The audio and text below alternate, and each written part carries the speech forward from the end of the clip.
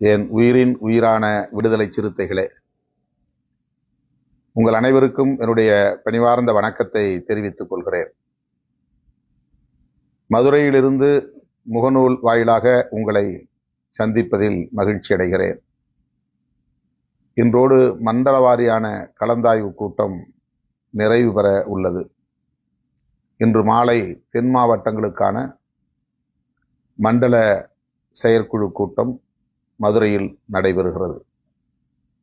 October 2ஆம் தேதி நடைபெறவுள்ள மது மற்றும் போதைப்பொருள் ஒழிப்பு மகளிர் மாநாட்டுக்கான முன்னேற்பாடுகள் குறித்த கலந்தாய்வு கூட்டமாக இந்த கூட்டங்கள் நடைபெற்று வருகின்றன.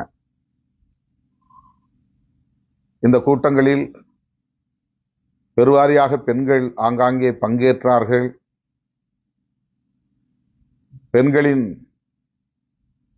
பங்கேற்பு குறிப்பிடத்தகுந்ததாக கணிசமான அளவில் இருந்ததை நாம் அறிவோம். மிகுந்த ஆர்வத்தோடு கலந்தாய்வு கூட்டங்களில் பெண்கள் பங்கேற்று வருவது நம்பிக்கை அளிக்கிறது. நாடு முழுவதும் இது குறித்த விவாதம், உரையாடல் தொடர்ந்து நடைபெற்று வருகிறது. மக்கள் இதனை வரவேற்கிறார்கள். கட்சி சார்பற்ற நிலையில் இருக்கிற பொதுமக்கள் இந்த கோரிக்கையில் உள்ள நியாயத்தை உணர்ந்து விடுதலை சிறுத்தைகள் முன்னெடுக்கும் இந்த முயற்சியை ஊக்கப்படுத்தும் வகையில் வரவேற்பதை களத்தில் காண முடிகிறது. அரசியல் செய்யக்கூடிய சிலர் இதற்கு அரசியல் சாயம் பூசி இதன் வீரியத்தை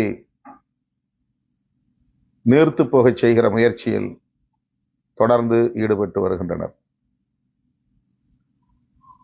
கடந்த 10ஆம் தேதி நாம் கொடுத்த பேட்டியில், செய்தியாளர்களின் சந்திப்பில் மிக தெளிவாக பதிவு செய்திருக்கிறோம்.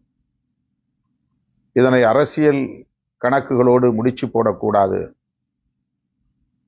தேர்தல் கூட்டணி என்று இதற்கு சாயம் பூசக்கூடாது என்று தெளிவுபடுத்தியும் கூட